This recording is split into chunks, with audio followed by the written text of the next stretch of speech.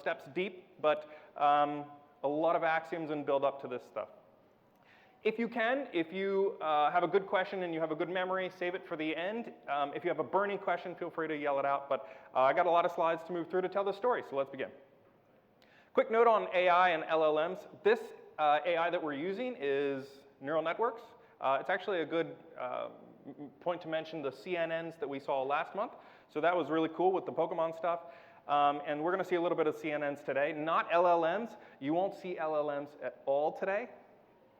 Okay. Background. For a couple years, I worked in a startup food AI company, and the flagship product was helping scientists work with experiments. Along that same time, I talked to a lot of cool people, a lot of real chemists, a lot of real scientists. I'm not, so I just wanted to talk about tech stuff. And they said, no, the science is cool. And so have you ever danced around a topic, you say, do I have to learn this? But what happened is, we ended up finding out that for us to dive further, we really needed to learn that intermediate topic. And for us, the whole time, it was molecules. So for us to advance in this path, we figured we needed to learn more about the science for us to make breakthroughs and have new innovations. All right, so the background quickly, the conditions were right, the timing worked out, we had a good client, and George called the team, we got to exploring. We had the Holy Grail research project to answer the question, given a compound, could we predict a flavor? So, given a compound, could we predict a flavor? Okay, well, can we use AI for this? If so, can we create an AI model to predict whether or not a certain flavor is present? That's really the question here. And for this to succeed, we need, break it down, right? You don't eat the elephant all at once. Baby steps. First, we have to understand the problem, which is not always easy. Then we need to establish a training set, also not always easy. Build the model and test our predictions. Okay, so understanding the science. Let's understand the problem first. Imagine you have a compound, water. Oh, right, a compound. Some lightning-fast science.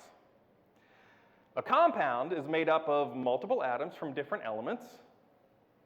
A molecule is made up of the same type of atom, for example, O2. And one is a superset of the other. Right. Back to the compounds. Water, H2O.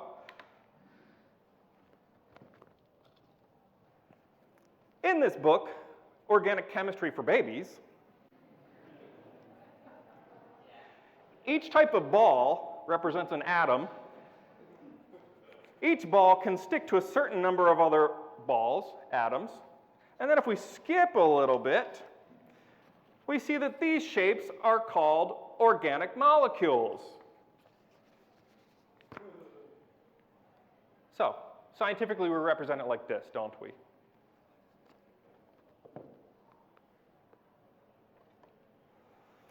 Maybe those aren't interesting. You know water. Let's look at a harder one. Anyone recognize this? Shout it out. Anyone have this on their bicep? No shouts? Yep, correct. Was it the tip? Soda, energy drinks, tea, coffee. This is caffeine. Oh, sorry. This is not a talk about coffee. So, given caffeine, can we guess the flavor? Anyone know what caffeine tastes like? Take a guess? Bitter. Yes, I heard bitter. So we know caffeine. Check. Let's try it again. We know caffeine because we're familiar with this product. How about, I'll try this once, ethylmethylphenoglycidate. I'm going to call it ethylmethyl from here on in, and I prepared these slides. Anyone know what that tastes like? So you actually have some people circling around it. But for those who don't know, What tools do we have in our tool belt? Turns out, in 1909, FEMA was established. Nope, not that one. This one, the Flavor and Extract Manufacturers Association of the United States. They put together compounds with flavors to the best of their abilities. There's a lot of gaps, and they have conferences, and they get together, and they taste, and it's interesting. Additionally, along with FEMA, PubChem I discovered. Sciencey people, you know that this existed. This is the National Library of Medicine. It's a .gov site by the government. Very geeky, lots of cool information. Okay, so I just gave you 2 lightning fast tools. Now we have tools. So can we guess what ethyl methyl tastes like? And the guesses were fruity. All right. We know it tastes fruity. And now the correlation, maybe your next question on your tongue is, well, just out of curiosity, what are some of those other flavor labels that you might see? I just randomly threw a sampling up here for you. Apologize, the text is small, so I'll just call out a few for you. In your mind's eye, you can picture them. Burnt sugar, maybe. Butter, pine needle, hawthorn, almond, sandalwood, rose. Didn't say they were all pleasant. Okay, so we've got existing compounds and we've got flavors. So we have a data set. Schema? So it looks like this, right? So we have a picture and we know that it's bitter. Wait, I can't do AI on balls and rods. Okay, so is it more work, more exploration? Can we do AI on balls and rods? How do we encode a drawn chemical into something useful? Or are we back to the drawing board? Get it, because it's a drawn chemical? Okay, so we got to go and look at what tools we have. We have things at our disposal, maps, artifacts, tools, the people that have gone forth before. Is there anything similar out there that we could reference? So we found a few good white papers, but we found one rock star grand slam of a white paper. And primarily, we use that moving forward. It's a good time to mention, sitting and standing on the shoulders of giants, we are all using effort of people who have gone before, and that's okay. They should be attributed, and we should appreciate that. The paper. Remember, we're trying to answer the question, given a compound, could we predict a flavor? We kept coming back to this one, a convolutional neural network based on Smile's representation of compounds for detecting chemical motif. That sounds like light lunchtime reading, doesn't it? So they used an encoding to train a CNN to detect if compounds folded together via feature vector and 2D image. So we're going to dive into that.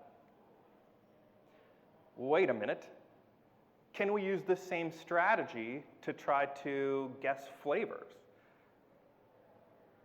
We already needed an encoding. We were trying to figure out how to encode those pictures I was talking about a minute ago. So we found this paper, and we, from here on, changed our trajectory and said, we can actually use these techniques and then classify other things moving forward. I'm just going to mention the 10% rule. Most innovations come from taking something and improving it only 10%.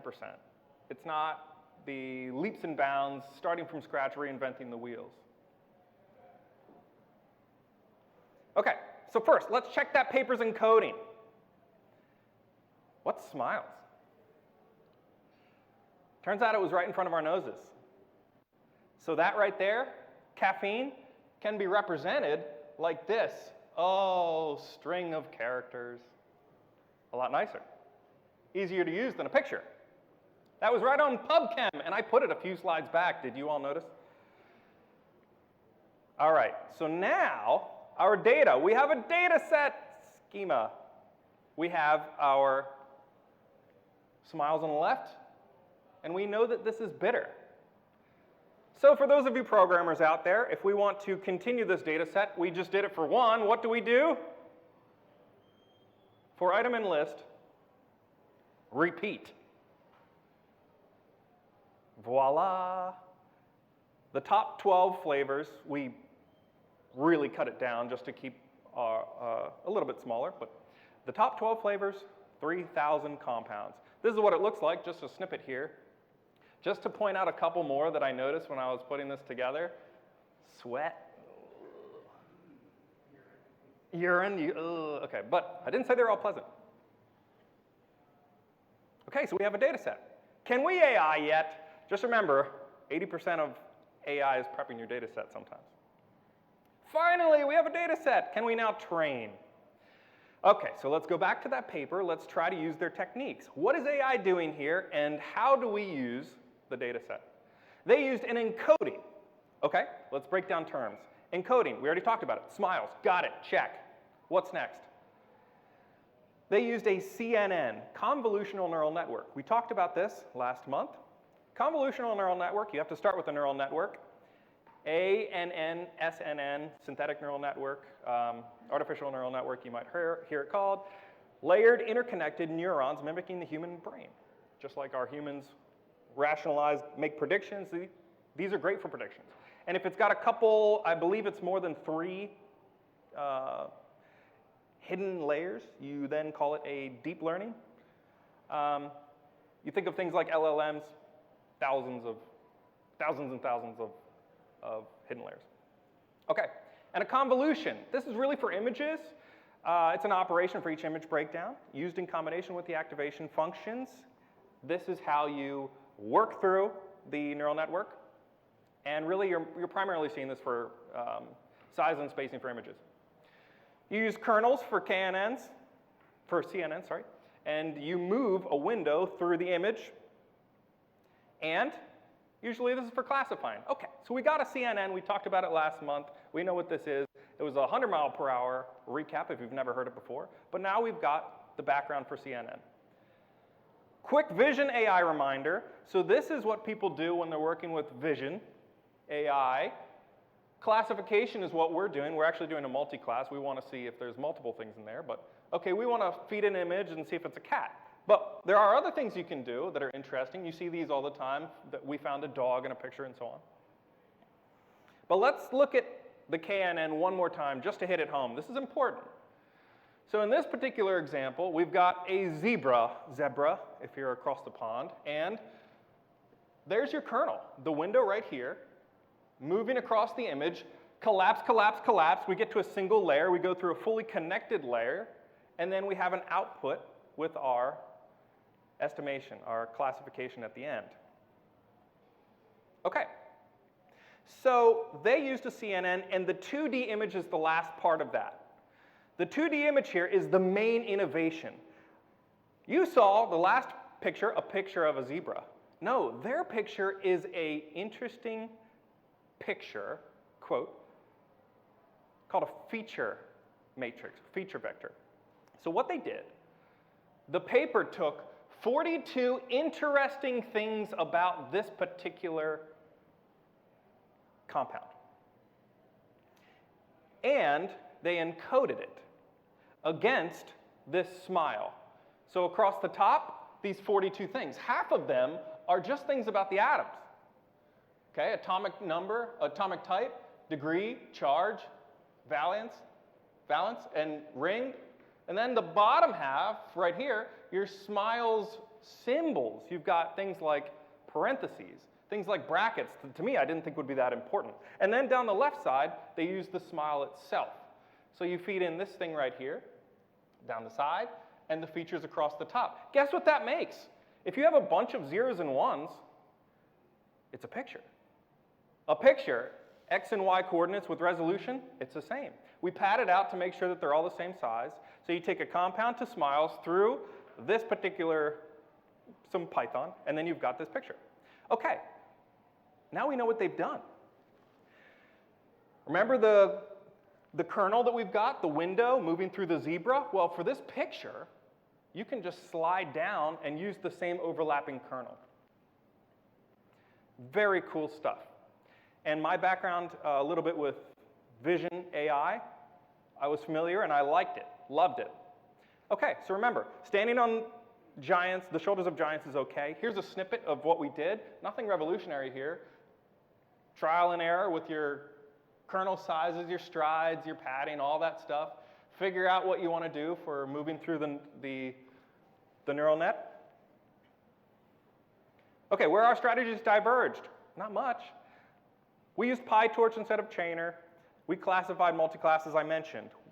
We classified flavors. The original paper classified folding of proteins, figuring out if they would do a good job folding together or not.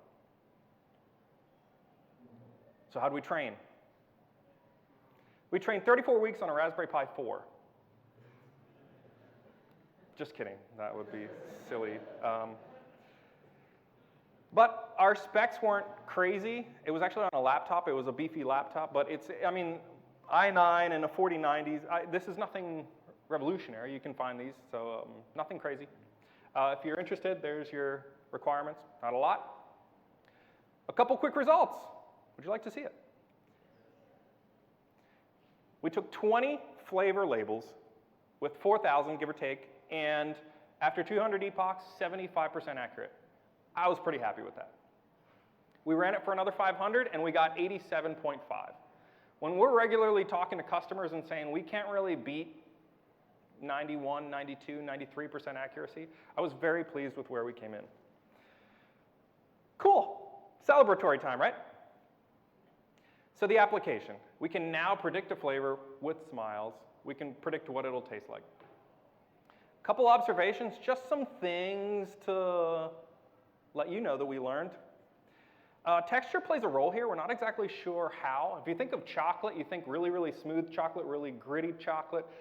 They changed flavor profiles. I'm sure that's another paper for another day. Scent and taste have a lot of overlap. Think about your overlap with it smells like rose and it tastes like rose flavor, but not all things do that.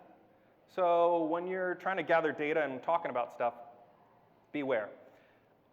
And then tying into data sources, there are some free data sources if you're working with flavors. There's a lot of sparse data, missing data. You got to do a lot of data cleaning. But there's also some paid data sources if you want. But there are companies that make a lot of big money in the flavor world selling these data sources. Okay, bonus idea for me. Maybe you're already thinking of corollaries here. What if I took a blueberry muffin? Can I turn it into a strawberry muffin? What if we could break this recipe with these items into their molecular equivalents and then swap one item for another? Wouldn't that be cool?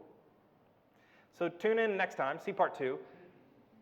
Creating recipe data sets, real world sampling, augmenting data types, data gaps with, oh boy, LLMs, using graph neural networks, analyzing time on whether you do manual brute force or programmatic. Closing future potential. I think this is interesting because I see a lot of application. We've paused the project at this point. However, you could analyze the impact on different heat sources and methods. You could continue food application exploration. A muffin is not the same as a beverage. Much more exploring using graph neural networks. Harmful chemical detection. Compound substitutes, really interesting. Find a cheaper substitute. Drug discoveries, huge pharma application. And manufacturing composite materials. So takeaways, don't be afraid to read white papers. Don't forget to teach someone. Discovering with a team is better than discovering alone. Don't forget to have fun. Always have a touch of humor. And follow your curiosity. Any questions?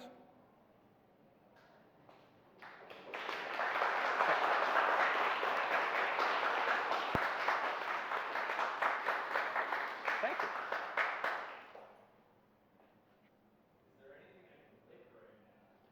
Anything you can lick. I did not bring any food samples. I'm sorry to let you down.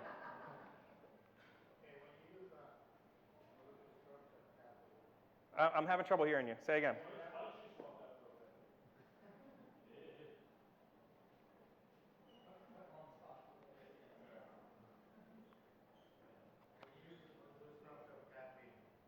Yes.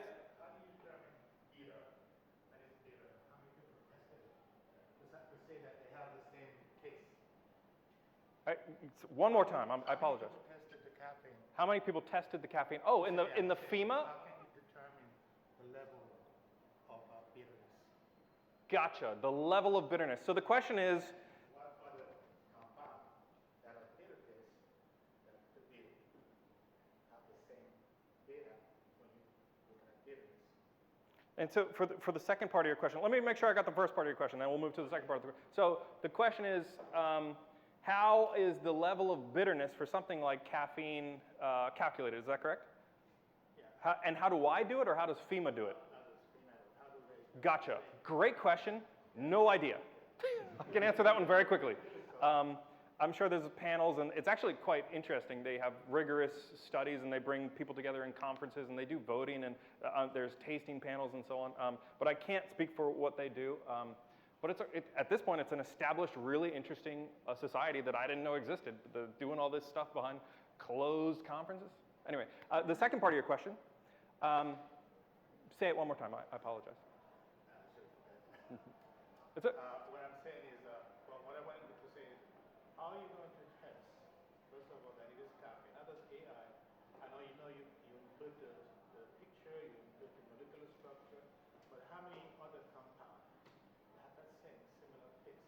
How can you determine that this is actually caffeine? How can we determine if it's caffeine? It's like marijuana, okay? There's several plants that look exactly like marijuana, but there's only one, right? Okay, so I think I'm following. How do we tell that it's caffeine? So we actually can't, the AI can't tell you that it's caffeine. The AI can make a prediction what the flavor will be if you give it a compound in the encoding that I represented with smiles. So it doesn't quite do perhaps what you're thinking that it does. Well, There's not a machine that's testing for AI to know, okay, this has been tested. I know you input the data. There's nothing that AI really know other than the picture and saying this is caffeine. I think perhaps you're thinking of, in the AI space, we sometimes talk about opening the black box and asking what the AI sees, right? That's a difficult space to be. However, if I'm understanding your question, you're suggesting that the AI program perhaps doesn't know that it's caffeine, where I'm feeding it. I'm telling it it's caffeine because I've given it an encoding of the molecular compound caffeine. If I was in a lab, I would not know it's caffeine just because I tested this data. Correct. So I would probably have to run a GCMS and then maybe. True. But you're coming from the result, the flavor already, and working backwards. A is to B is not always B is to A, right? The only thing AI has is molecular structures and a picture, right? Is that enough to say that this is actually? So you're saying the structure and the. You just have the molecular structure of caffeine and the taste, possible taste of caffeine.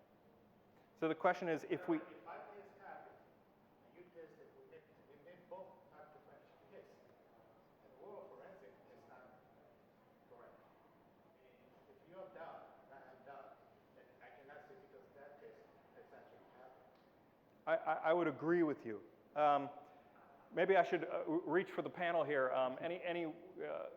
Anyone better understand the? Any chemists better understand the questions, and we can. Maybe talk about this later. Yeah.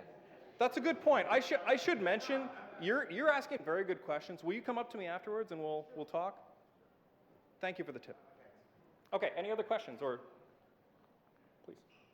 So you're training it based on very simple compounds that kind of, how does that extrapolate as compound is more complex? Is it still going to be able to pull out features, make a prediction? Yeah. So interestingly, we did quite a few, and some of them are complex. So if I can, let's see if I can tab over here. La la la la la. Molecular with smiles? Sure. Let's look at that. So some of the smiles that we've got are lengthy. Oh, there's a long one. How about that guy right there? Some @ symbols. Oh boy, what have I done?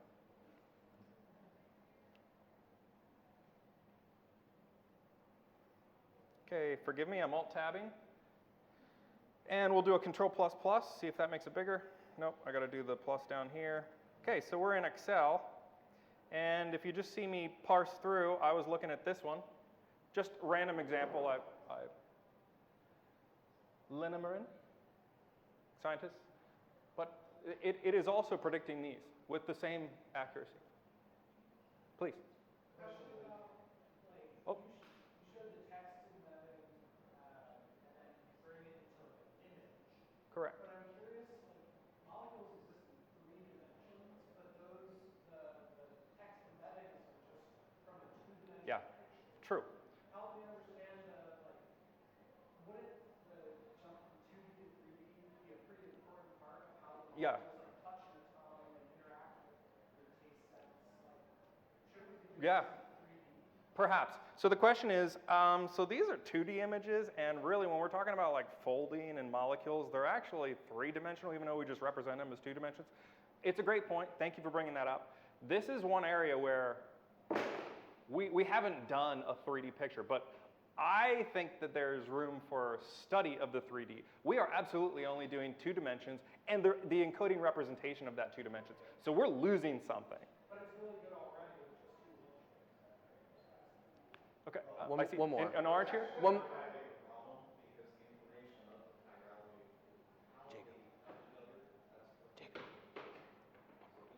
Okay.